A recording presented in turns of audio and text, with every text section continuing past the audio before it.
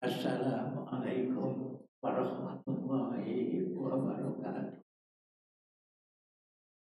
Bismillah, alhamdulillah, wassalatu wassalamu ala rasulillah Muhammad ibn Abdillah wa ala alihi wa sahbihi wa man wala haula wala quwwata illa billah. Qala al-mu'allif rahimahullahu ta'ala wa ataman bikum dari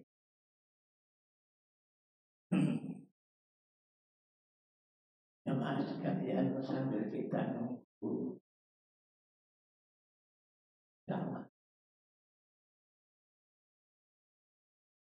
sedikit tentang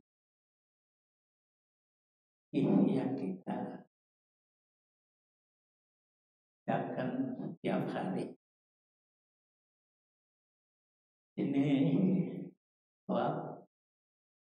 aslun wa itu wujubil sholati salah satu. Ini suatu pasal dan syarat-syarat wajib sholat satu Asia 3 macam syaratnya. Yang pertama al-Islam. Islam. Yang pertama syaratnya orang Islam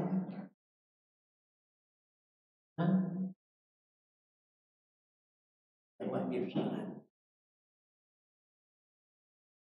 Kalau dia beriman tidak Islam, tidak wajib sholat.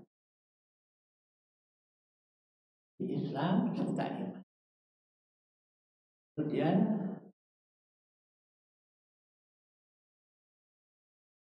dia berjalan iman, nggak Islam, ya nggak diwajibkan sholat. Yang kedua, wal bulugh, balik.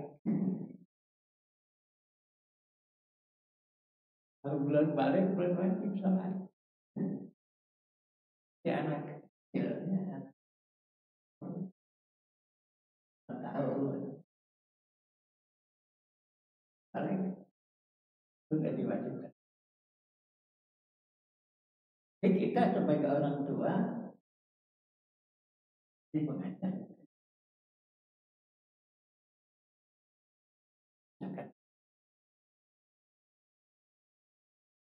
Wal aklu, dan orang yang berakal. Orang yang berakal seperti kita ini alhamdulillah banyak. Ada orang yang berakal kagak balik. Seperti tadi anak kecil. Akalnya ada, baliknya belum. Itu nggak sholat juga. Ada orang yang berakal, ya balik tapi nggak berakal. Seperti majnun. Seperti orang kurang waras, orang nggak waras. Itu juga dia berakal, dia balik tapi nggak berakal. 3. Wanita ma'afihil Islam wal bulu wal aklu wa tohar. Kemudian dia bersih daripada apa kalau perempuan? Dia bersih daripada haid. Daripada haid. Perempuan syaratnya itu daripada. Kalau dia misalnya orang perempuan ini dia jam 2 jam 12 kan udah waktu tuh. Waktu jam 12. Kemudian dia sucinya jam 11:30. Ya, 11:30. Biasanya orang perempuan segen mandi. Ya, ntar aja dah sore sekalian begitu. Ya. Nah, ini bagaimana ini hukumnya yang ditinggal itu? Ya. Yang ditinggal itu misalnya zuhur, asar. Ya, hukumnya bagaimana? Dia wajib itu kodok itu. wajib kok. Nah, sholat sebetulnya nggak boleh dikodok. Sholat nggak perlu nggak boleh dikodok. Karena itu kodokan, ini artinya melaksanakan pada waktunya. Ini kebanyakan nih ibu-ibu nih. Nah, kemudian udah dia bersih, dia udah mandi, udah sholat. Kira-kira dekat asar keluar lagi. Ya, keluar lagi. Sudah head. Itu asarnya. Yang salah.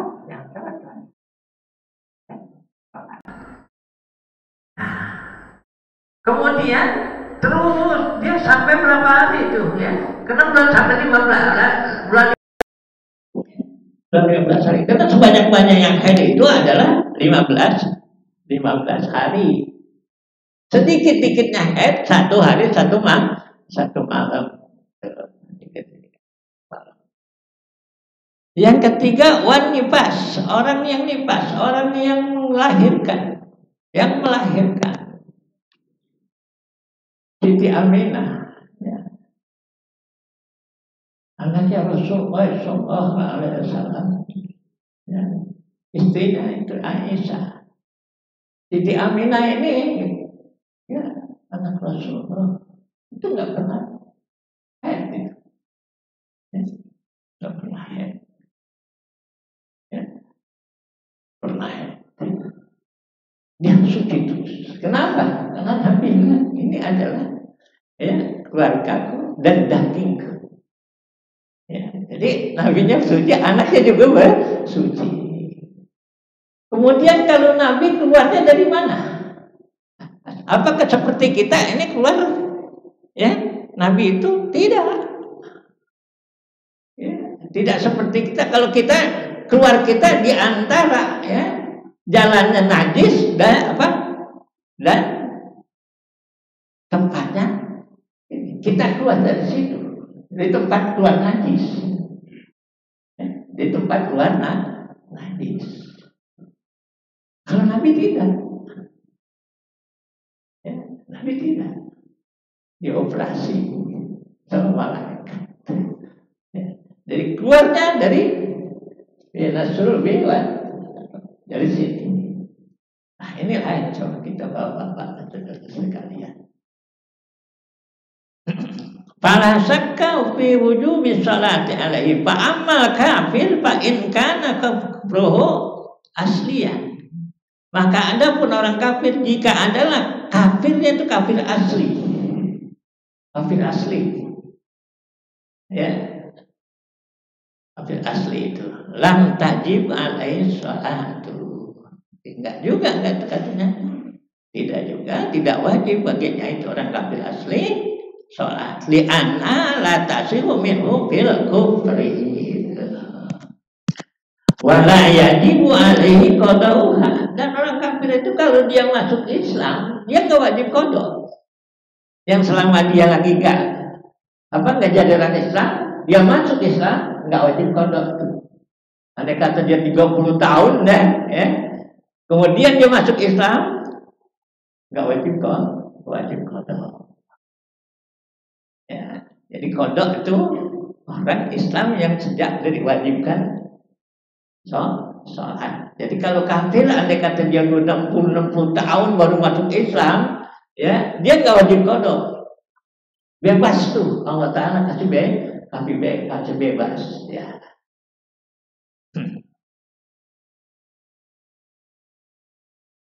Ya, kita terusin. Wahada dohirun nas itu Syafi'i. Ini katanya ya yang disarahkan oleh Imam Syafi'i. Wa bi qala Syekh Abu Hamid Al-Maturidi fi jami' furu'i syariati wa hukiya anilah amriqain kadzalika qala al-fuqaha lakin sahihun fil rawdah wa ghairiha. Ini katanya semuanya sepakat katanya. Jamaah sekalian. Wa amma sabiyu wa manzala akluhu, dan adapun anak yang kecil katanya orang yang belum berakal bijunudin, orang yang enggak ada akalnya itu seperti apa? Seperti orang gila, atau marodi atau yang sakit wa nahwihima dan serupaannya kedua, fala tajibu alaihi takwa halal, maka nggak wajib itu katanya orang yang begitu, ya orang yang nggak ada akal dan sakit katanya majnun itu. Kenapa? Qala Rasulullah sallallahu alaihi wasallam rufi'al qalamu ala salasin. Ya, diangkat itu kolam tulis. Ketika nih kolam nih begini aja di Lauhul Mahfuz. Ya. Nah, diangkat itu nggak jadi nggak tulis ya nggak ditulis. Ansalasin nama yaitu orang yang tiga ini katanya. Nah, ini tentang tidur. Hatta yastaiqadha.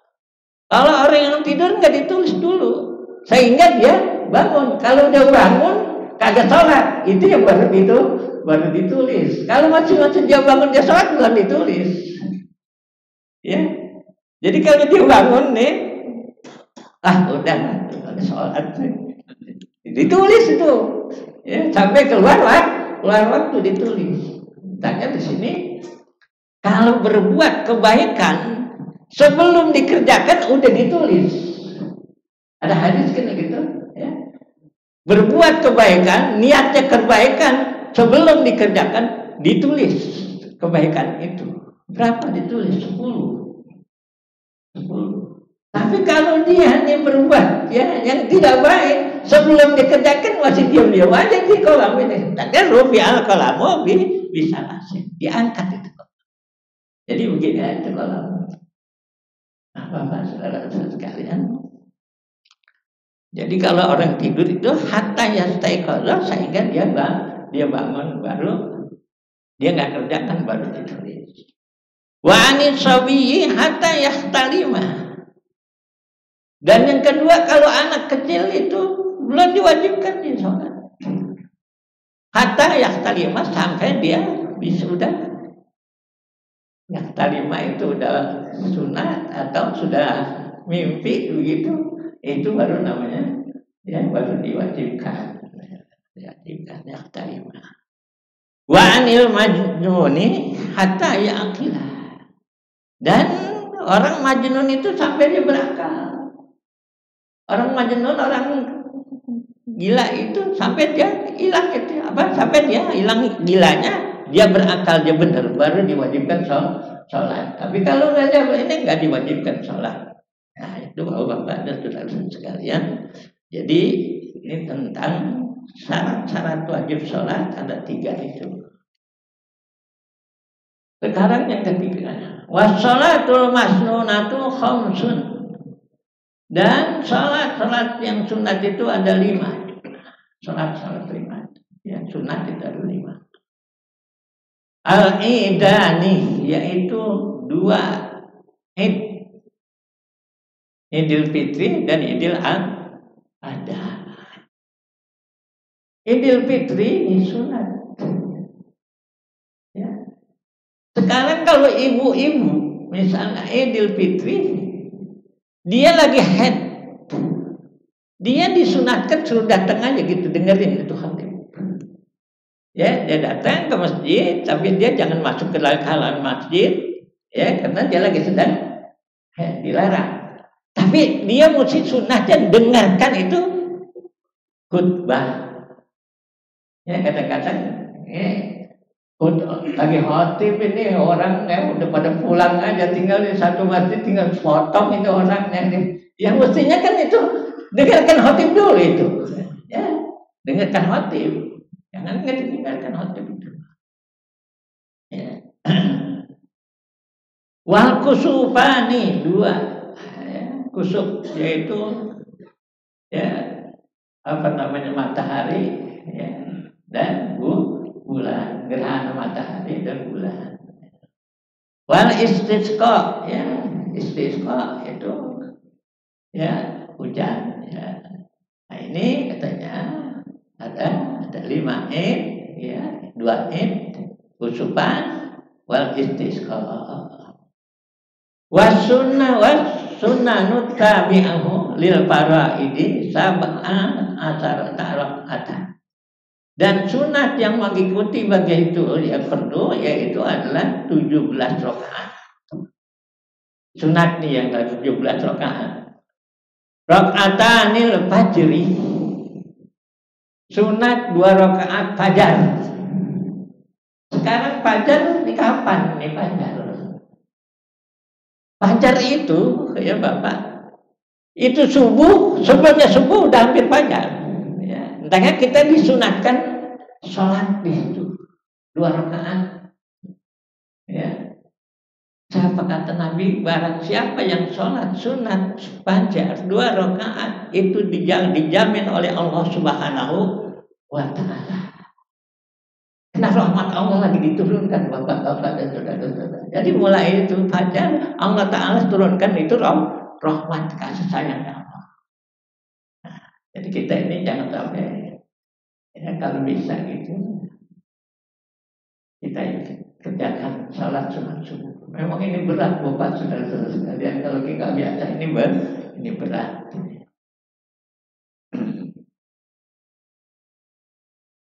Orang acan fatihah.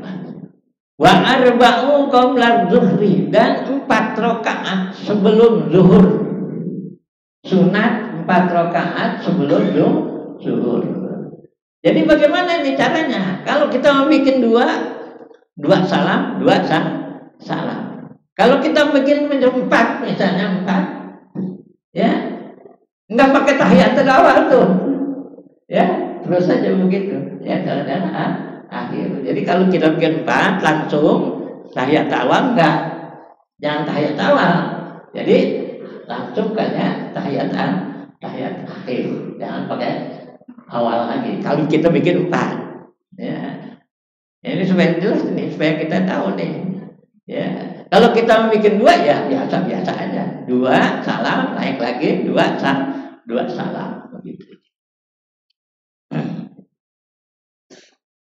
Wa raka'atani ba'dah,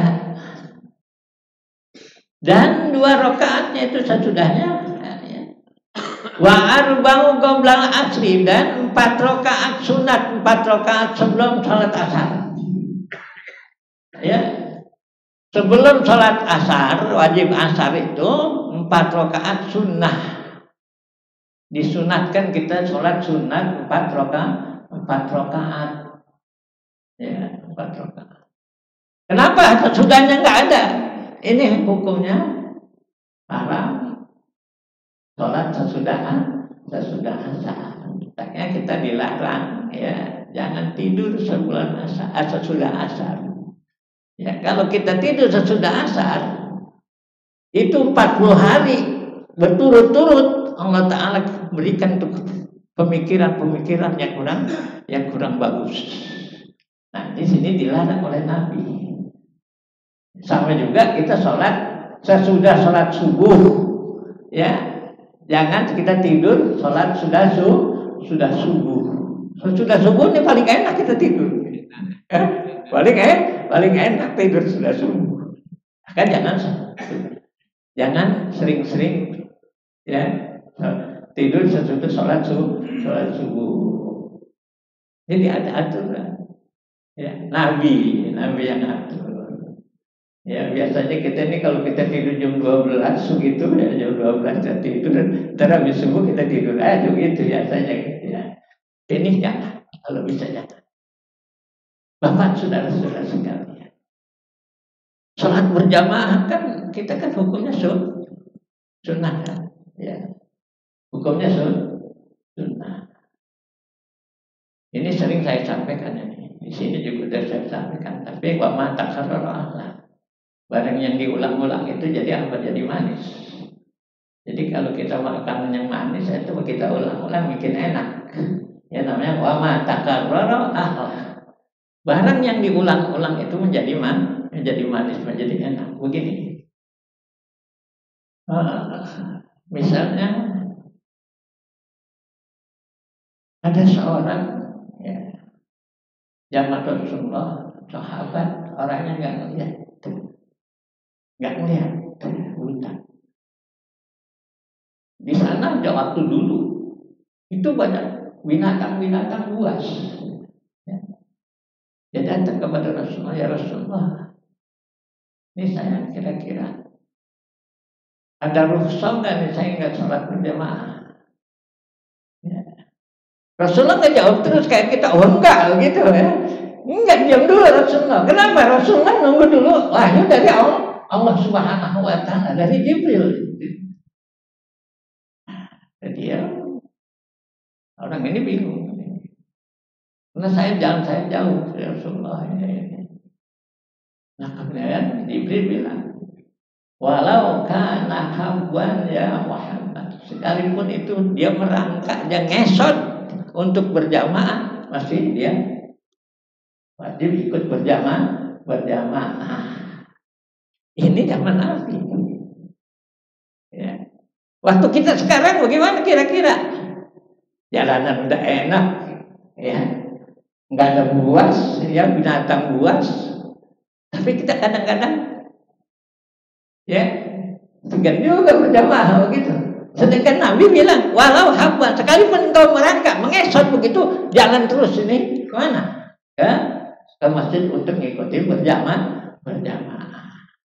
Bapak saudara-saudara sekalian, kalau kita berjamaah ke masjid itu rasanya ya syiar gitu. Insya itu kita sholat berjamaah.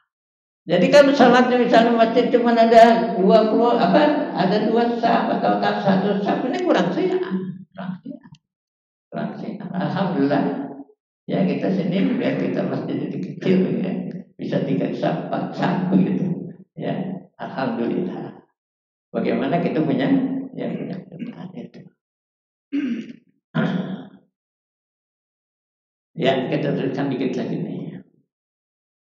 Warak'atani ba'dal maghrib. Warak'ataini ba'dal maghrib. Ya. Dan 2 rakaat sesudah maghrib. Sebelumnya maghrib nggak ada hadisnya. Ya, jadi sebelum maghrib kita datang gitu, ya, Nabi nggak kerjakan. Kenapa Bapak saudara? Karena waktu maghrib ini sempit. Jadi kalau misalnya ini kita kerjakan sunnah sebelumnya maghrib ini, dia datang kerjakan sunnah, dia datang kerjakan sunnah, lah kapan yang mau azan? Ya, jadi itu sempit. Jadi waktu ini kalau maghrib nggak ada. Sesudah maghrib yang ada sholat sunnah. Gitu. Ya. Alhamdulillah. Ya. Mulai kita datang. Afwan. Ya.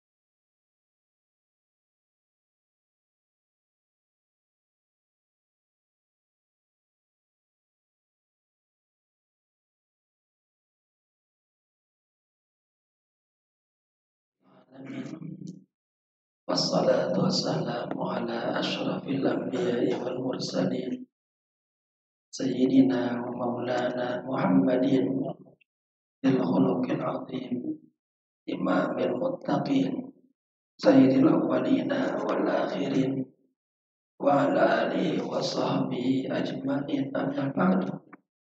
Hadratul kiram para alim ulama, tokoh masyarakat, khusus ketua DKM, para sesepuh, para pengurus, Abuya, Haji Arsyad, jamaah rahimakumullah. Bersama-sama kita buka kajian kita ini membaca surat Al-Fatihah. Kita hadiahkan untuk pewakil masjid ini, untuk guru-guru kita, para alim ulama, orang tua kita cintai. Ala hadini ya niatan salihah. Al-Fatihah.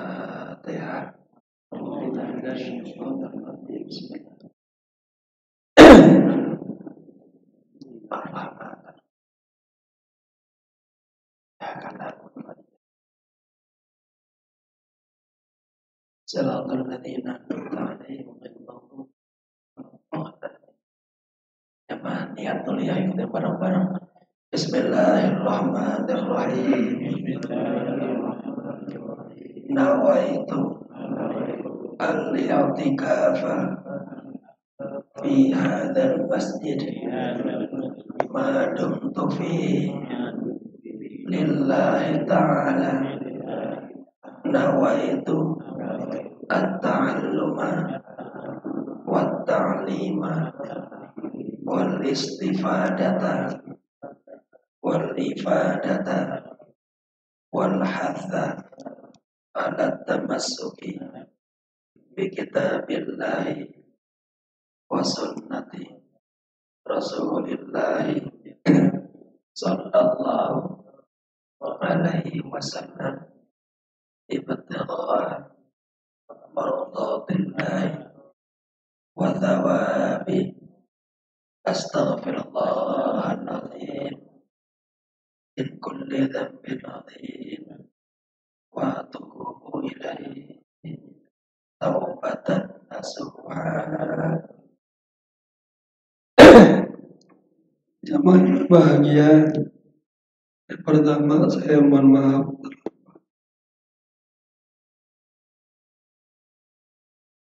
kesempatan di bulan berkaitan dengan kelahiran baginda Rasulullah Sallallahu Alaihi Wasallam. Saya akan mengangkat sekitar keindahan dan hakikat selawat kepada manusia terbaik, manusia pilihan, baginda Rasulullah Sallallahu Alaihi Wasallam. Kita bedah kitab tentang buku ini. Buku ini saya tulis ketika saya sering bolak-balik ke Mekah, ziarah ke makam Rasul. Allah berikan hidayah menulis buku ini. Jamaah yang berbahagia, di dalam buku ini yang pertama saya mengkaji tentang hukum berselawat. Apa hukumnya berselawat kepada baginda Rasulullah Sallallahu Alaihi Wasallam? Turun ayat Innallaha wal malaikatahu yusalluna 'alan nabi ya ayyuhalladzina amanu sallu 'alaihi wa sallimu taslima. Sahabat bertanya kepada Rasul, ya Rasulullah, berapa kali saya harus berselawat kepadamu? Rasul mengatakan sebanyak-banyaknya. Apa hikmahnya? Yakfika ma hammaka minad dunya wa ma fiha. Allah akan mencukupi seluruh kebutuhan-kebutuhan Anda, dunia dan akhirat. Lalu datang lagi sahabat lain min ahlil inayah juga bertanya, ya Rasul, Assalamu alaika faqad arafna. Kalau mengucap salam saya bisa, Assalamualaikum ya Rasulullah. Tetapi bagaimana berselawat kepada? Ada kitabnya itu di halaman 17. Ya. Bagaimana berselawat kepada? Ketika itu Nabi langsung merenung, nunduk, nggak langsung menjawab. Para sahabat kebingungan. Ya, tadi mah kita bosan nanya sama Nabi ya. Sahabat takut Usaina. Nabi memahami bahwa cinta para sahabat itu berbeda-beda kepada dirinya. Tingkat cintanya. Cinta sahabat Abu Bakar berbeda dengan tingkat sahabat Umar, Utsman, Ali, ataupun sahabat yang lainnya. Karena selawat ini berbentuk ta'zim, berbentuk hub, cinta. Kalau ada yang ngerti bahasa Arab, ini saya kasih lagi hadiah saja. Berbentuk cinta, ta'zim. Semakin tinggi tingkat cintanya, maka semakin kuat, semakin banyak lafal-lafal ungkapannya kepada Nabi. Bapak-bapak cinta kepada istri ketika dulu melamar, banyak pujian-pujian. Lalu kemudian Nabi mengeluarkan sebuah selawat. Selawat inilah yang kita namakan selawat Ibrahimiyah atau selawat at-tammah, atau nama lainnya selawat tasyri'iyah yang sering kita baca ketika tasyahud akhir. Allahumma salli ala Sayyidina Muhammad wa ala ali Sayyidina kama sallaita ala Sayyidina Ibrahim wa ala ali Sayyidina Ibrahim wa barik ala Sayyidina Muhammad wa ala ali Sayyidina Muhammad ila akhirih. Jemaah yang berbahagia, kenapa Allah Subhanahu wa ta'ala merintahkan kita semuanya untuk berselawat kepada beliau? Targetnya adalah ahli sama dan ahli ardh, seluruh makhluk yang ada di langit dan di bumi. Tujuannya adalah agar seluruh makhluk yang ada di muka bumi ini, langit dan bawah, mengenal man huwa Muhammad. Siapa itu sosok Muhammad? Bagaimana kehidupannya? Bagaimana akhlaknya? Bagaimana ibadahnya? Bagaimana kebiasaannya? Kita sebagai umat Islam harus memahami dengan baik sosok man huwa Muhammad. Sarlah bagaimana cara tidur kita lodging, bagaimana cara tidur Rasulullah, bagaimana cara jalannya Rasulullah, bagaimana cara wudunya, sholatnya Rasulullah. Karena Rasul mengatakan dalam hal sholat, sallu kama ra'aitumuni. Dalam hal umroh haji, khudhu anni manasikakum. Artinya apa? Bahwa kita melakukan amal-amal dalam Islam, naqtadi wa natasbih, meneladani, mencontoh apa yang dianjurkan beliau. Kenapa? Karena beliau adalah contoh terbaik kita, role model kita. Allah mengatakan, qul in kuntum tuhibbunallaha fattabi'un. Babnya bab mutabaah. Dan mutabaah itu jelas, zahir dan batin.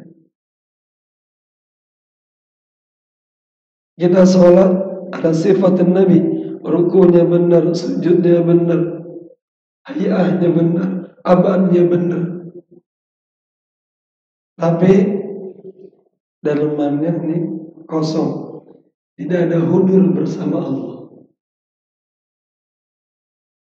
Mulutnya mengatakan Allah Maha Besar, di hatinya kemana-mana tuh hatinya, mikirin pasar, dagangan, rumah, dan lain sebagainya. Inilah yang dikatakan Syekh Abdul Qadir Jilani, wailaka wa antal munafik. Celaka anda munafik. Ya. Di mulut doang Allah Maha Besar, tapi di hati ada lagi yang lebih besar dari Allah. Dituntut kita untuk meneladani Nabi, zahir dan batin. Berupaya kita memahami ilmunya Rasul, asrarnya Rasul, anwarnya Rasul, ahwalnya Rasul, akhlaknya Rasul, tarbiyahnya Rasul, sunnahnya Rasul, kaulan wa fi'lan, mutabah kepada Rasul, zahiran wa batinan, ru'yat Rasul. Bisa bermimpi bertemu Rasul, yaqzatan wa manam, wa syafa'at Rasul. Dan kita selalu mengharapkan sahabat Nabi. Dan yang paling terakhir, yang paling mahal, kita minta punya ruhaniyat, ya, seindah seelok ruhaniyat dan Nabi. Nabi dicaci, Nabi tersenyum. Nabi dizalimi, Nabi mendoakan. Ini akhlak yang luar biasa. Kita kalau dizalimi, maunya ngebalas. Dikatain, ngatain lagi. Nabi subhanallah. Contoh yang mudah misalnya, ketika Nabi hijrah ke kota Taif, Nabi disambitin sampai berdarah-darah. Datang malaikat, wahai kekasih Allah, ada salam dari Allah. Jika Anda berkehendak, akan saya angkat dua gunung ini, saya tumplakkan ke ahli Taif. Tapi apa kata Nabi? Jangan Jibril. Innahum qaumun la ya'lamun. Mereka hamba-hamba Allah yang enggak tahu apa-apa. Hanya diprovokasi. Jamaah yang berbahagia, beliau adalah akhlaknya yang mulia. Dan Allah labelkan laqad kana lakum fi Rasulillahi uswatun hasanah.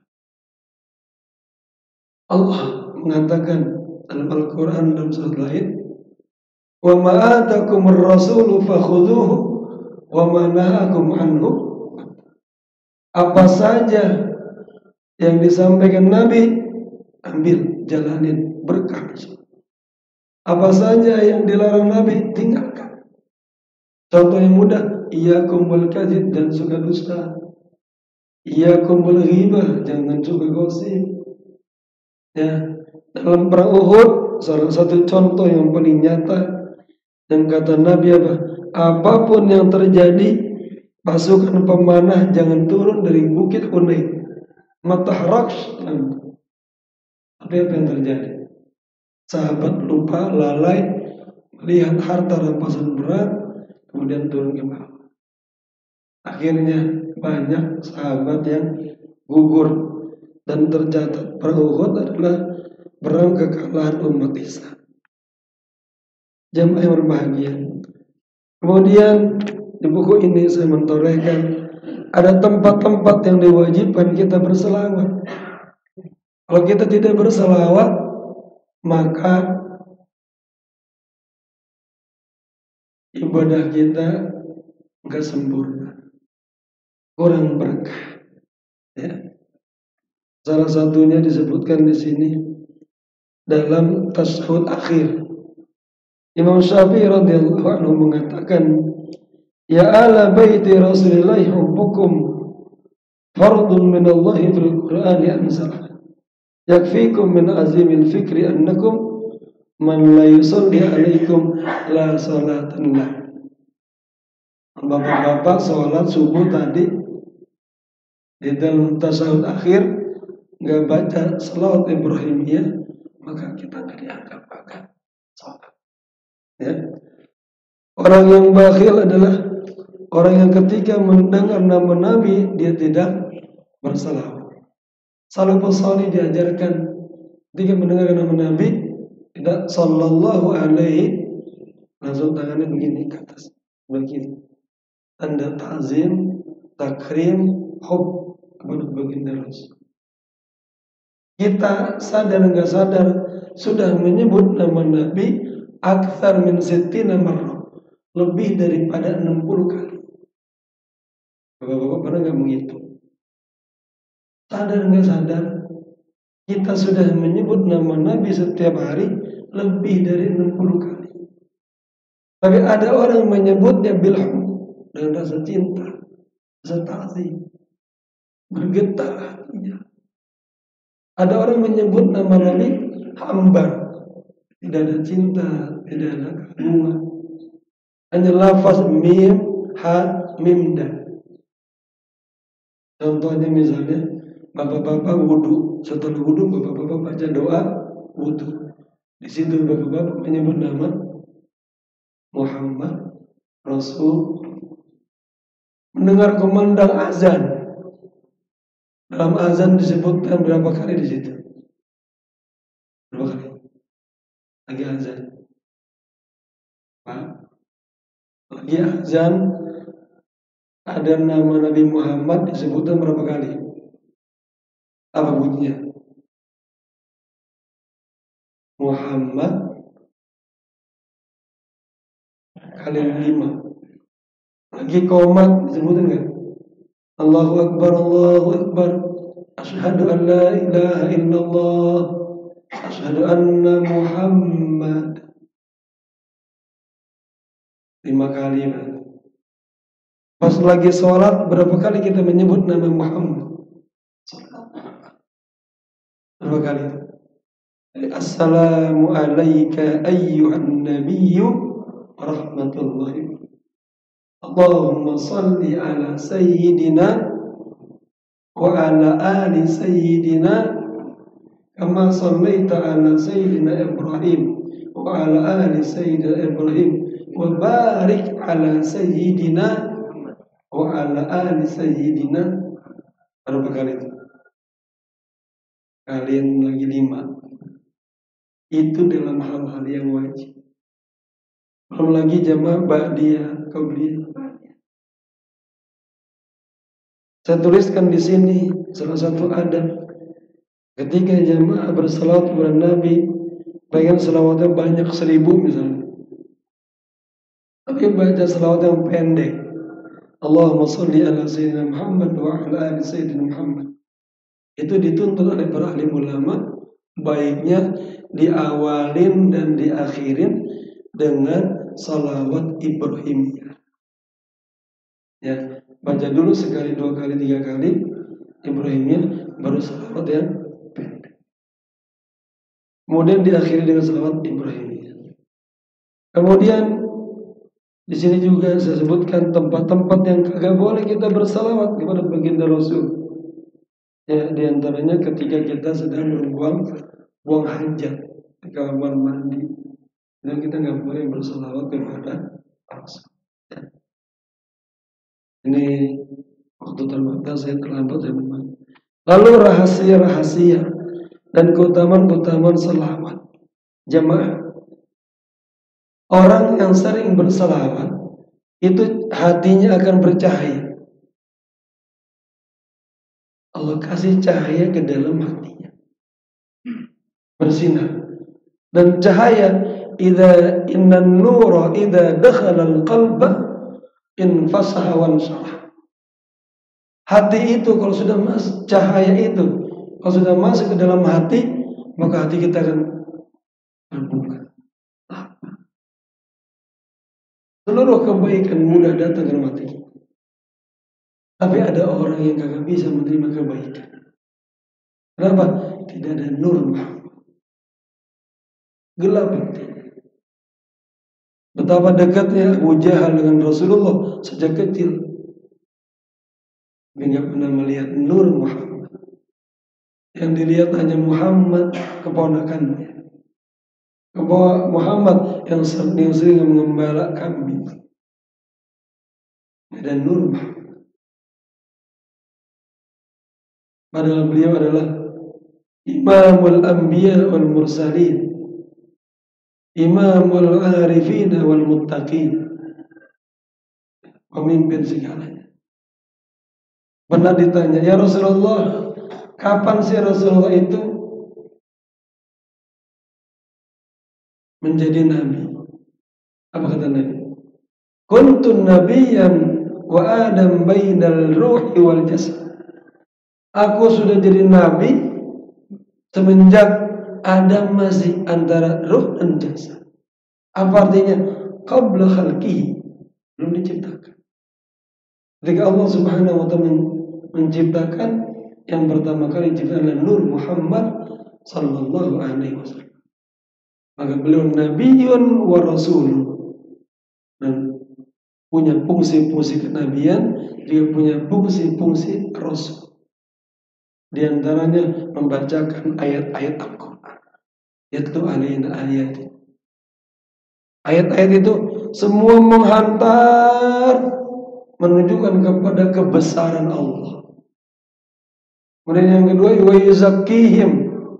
Di situ Rasul bukan hanya mengerti tentang pemerintahan, bukan hanya seorang ulama mengerti tentang fikihnya, tapi juga muzakkin nufus. Ini yang mahal, pemerhati akhlak. Saya ingin angkat sedikit tentang cerita Abdullah. Bagaimana Nabi menjaga kebersihan akhlaknya para sahabat, kebersihan jiwanya. Jangan sampai di dalam jiwa umatnya mukabbal bisahwat, terbelenggu dengan sahwat. Contoh ya, ini benar-benar menarik ceritanya. Banyak kisah-kisah yang diangkat dalam kitab tasawuf tentang bagaimana Nabi sangat memperhatikan tazkiyatun nufus, kebersihan jiwa sahabatnya. Contohnya sahabat Abdullah, ketika beliau berada di salah satu kemah, mendengar suara cekikikan pembicaraan sahabiyah wanita. Ada wanita sahabiyah berada di kemah ini setelah pulang selesai perang. Kedengaran suara perempuan. Bapak-bapak bagaimana ketika dengar suara perempuan? Suaranya enak, lembut, berdayu-dayu. Langsung di sini ada nafsu, ada syahwat. Enak banget suaranya itu. Apa dia? Enak banget. Pengen kita kenal, pengen kita tegur, pengen kita datangin ke rumahnya. Bisa kita perlu memilikinya. Abdullah langsung dandan dengan menyisir rapi, keluar dari tenda, pengen menyapa itu perempuan. Tetapi ketika keluar berpapasan dengan Rasulullah, Rasulullah pengen berwudu. Ketemu Rasul, ditanya, "Mabika ya Abdullah?" Abdullah, Anda sedang apa? Kaget itu Abdullah. "La ya Rasulullah, ana abhathu." Saya sedang mencari tali onta saya yang hilang.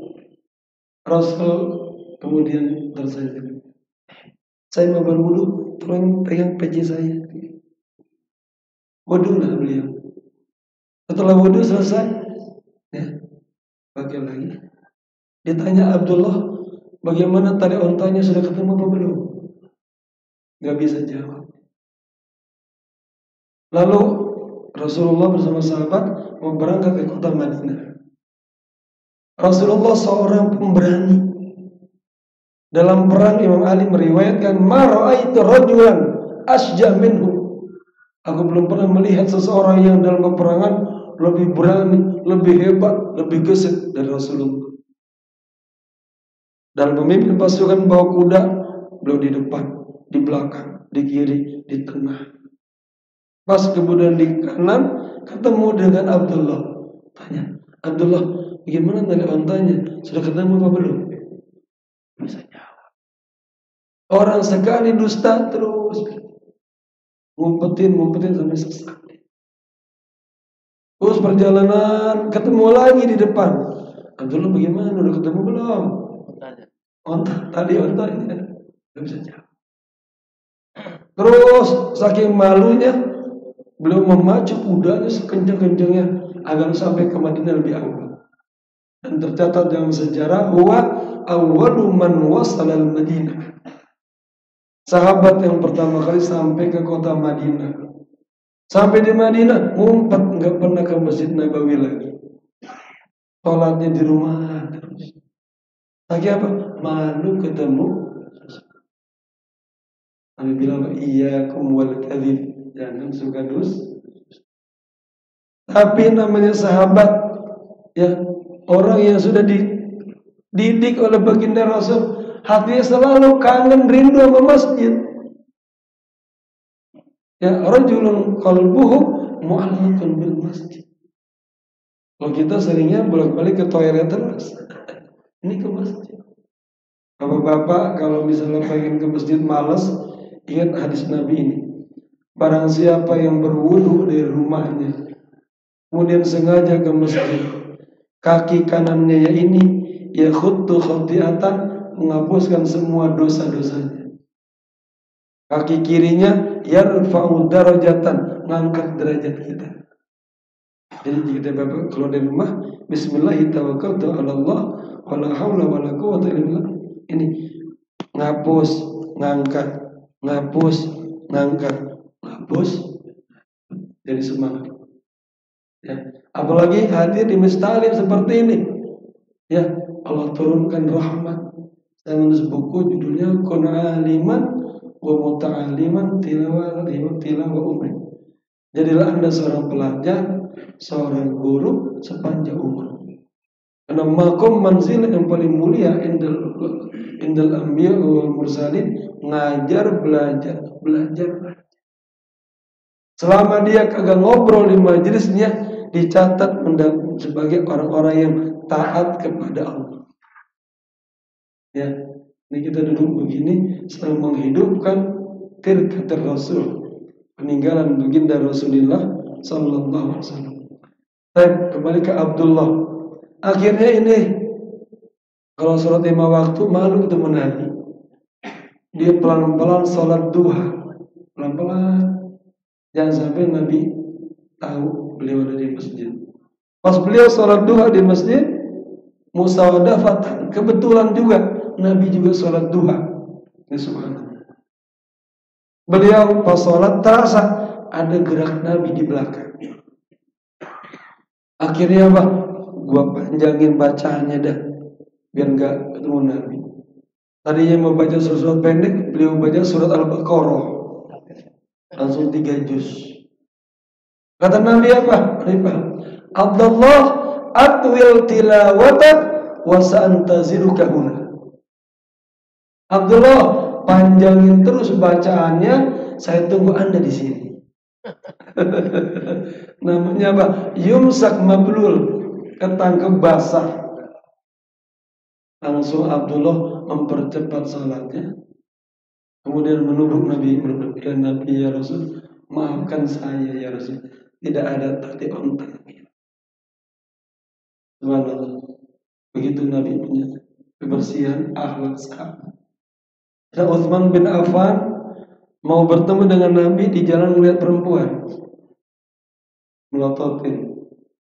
Masuk ke majelis Nabi, kelihatan ada asalnya di situ.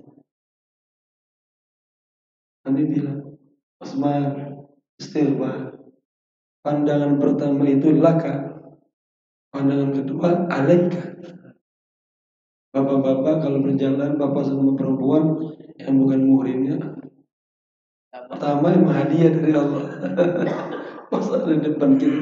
Yang kedua, kita mulai pelototin dosa itu. Ya, harus jaga kebersihan. Ini sampai jam berapa ini? Dikit lagi. Saya mohon maaf terlambat ya Allah. Jamaah yang berbahagia, dalam kitab ini kemudian saya menulis tentang tipe-tipe selawat.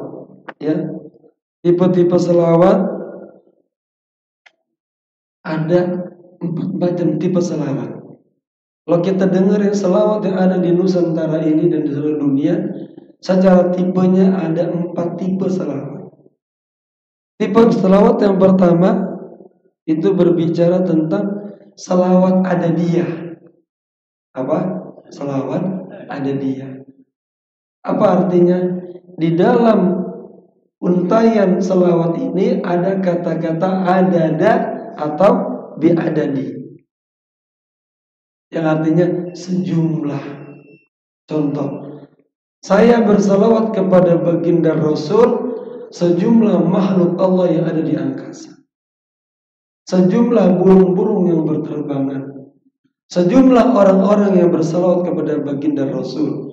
Ini salawatnya Imam Syafi'i. Ya, sejumlah orang-orang yang tidak bersalawat kepada Rasul. Nah, saya contohkan ada 20 bentuk salawat ada dia.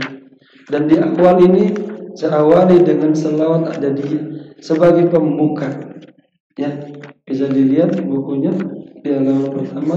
Sengaja saya mengangkat tentang salawat ada dia.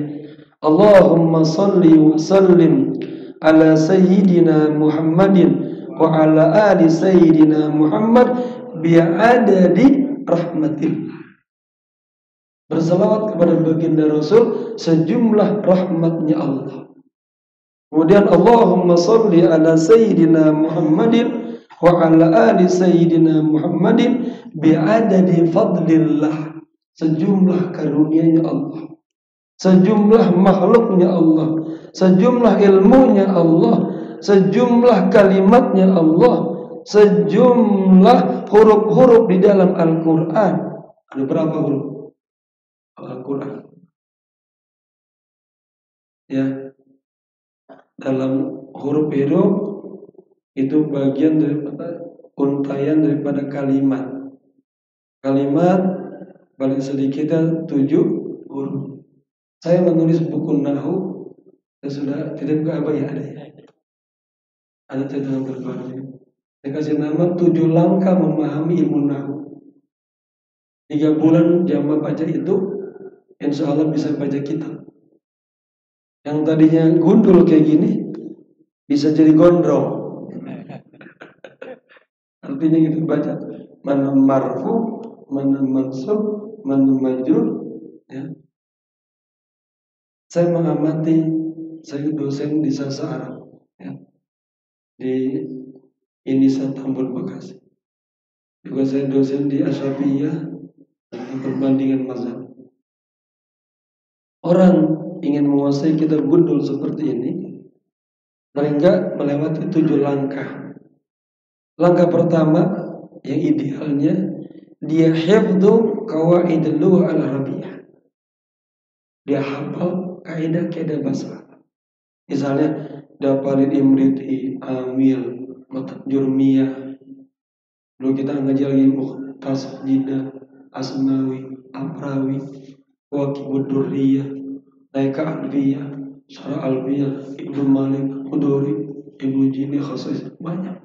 7 tahun nahu belum.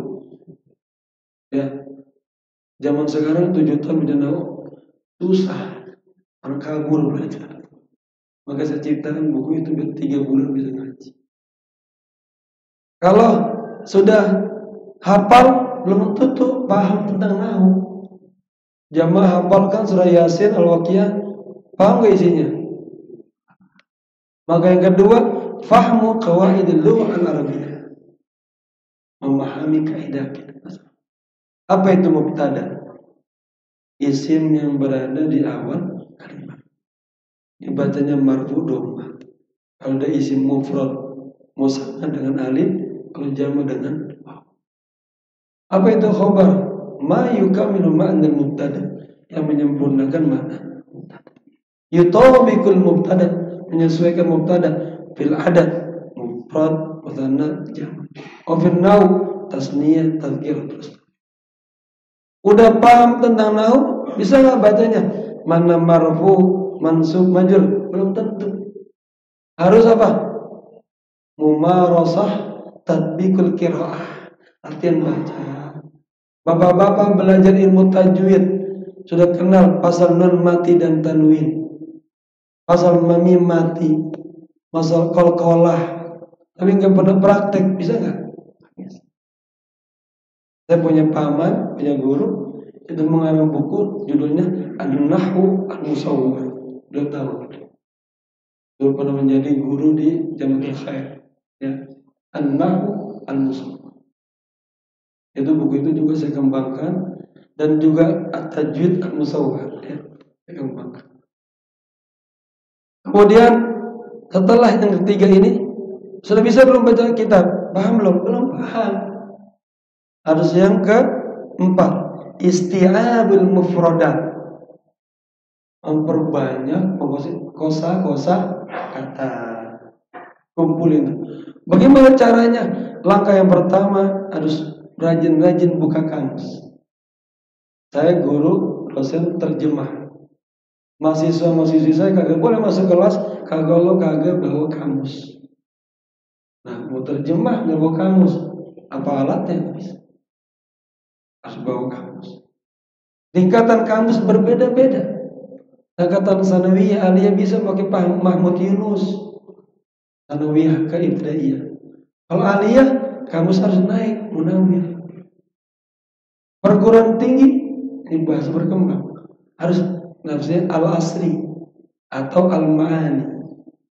Itu dulu belajar cara membuka kamus yang cepat. Penting. Atau ada pengajian-pengajian seperti ini, sorogan kita. Saya dulu ketika masih belajar rajin tuh. Di Banten ada sorogan kitab, saya ke Banten. Dapat dalam sebulan namatin 2-3 kitab. Aja. Di Purwakarta bahasa Sunda, saya ke sana Betul Qorib misalnya. Kemudian ilmu tauhid, artinya padahal bahasa Sunda nggak paham saya, tapi saya mengambil keberkahan. Di mana saja ada saya lari, dan saya harus mencari terus. Dan alhamdulillah di Mesir saya bergabung dengan tim-tim penterjemah. Sejak tahun 2000 saya sudah melahirkan buku-buku.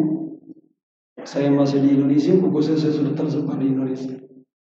Buku pertama yang saya terjemah adalah ketika suami istri hidup bermasalah, bagaimana solusinya.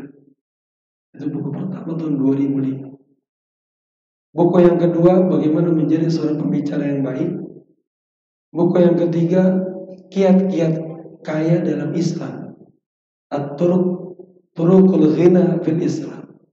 Turuq jamak taksir dari tariq. Kiat-kiat kaya dalam Islam. Ada lagi yang paling susah tantangannya, sonadikul bunuk. Ini istilah perbankan. Sonadik jamak dari sunduk, kotak-kotak. Bunuk jamak taksir dari bank. Kotak-kotak bank-bank. Ada nggak istilah ekonomi itu? Ini dosen ekonomi di UNJ. Nggak ada.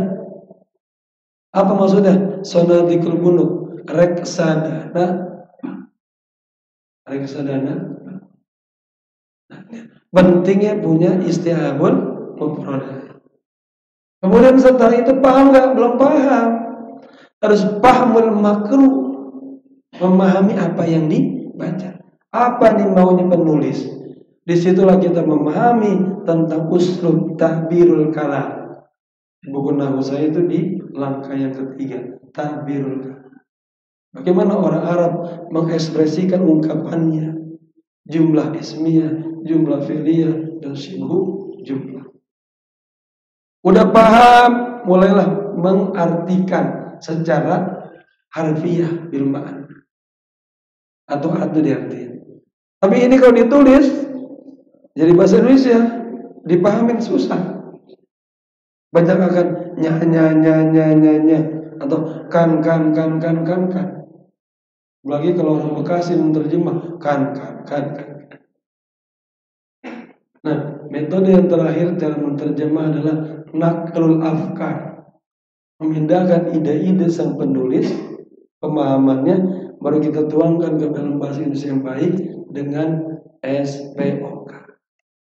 Ya, ini metode terjemah. Kalau 7 langkah itu dilewati, maka berkah benar.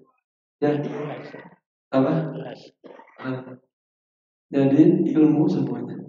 Baik, jamaah yang terakhir, bisa diamalin di buku ini ada bimbingan salat hajat dari Syekh Abdul Qadir Jilani, salat hajat 2 rakaat untuk bermimpi bagi beliau ya. Caranya salat hajat 2 rakaat, baca Al-Fatihah, lalu ayat kursi, kulhu 15 kali. Yang kedua Al-Fatihah, ayat kursi, kulhu 15 kali. Lalu berselawat, Allahumma salli ala Sayyidina Muhammadin abdika wa nabiyika wa rasulika nabiyil ummi wa ala alihi wa sahbihi wa salim sebanyak-banyak. Jemaah, karena sudah siang, saya mohon maaf. Inilah yang bisa saya sampaikan. Kawan-kawan, jika ada kesempatan kita sambung kembali. Wallahul muwaffiq ila aqwamit thoriq. Assalamualaikum warahmatullahi wabarakatuh.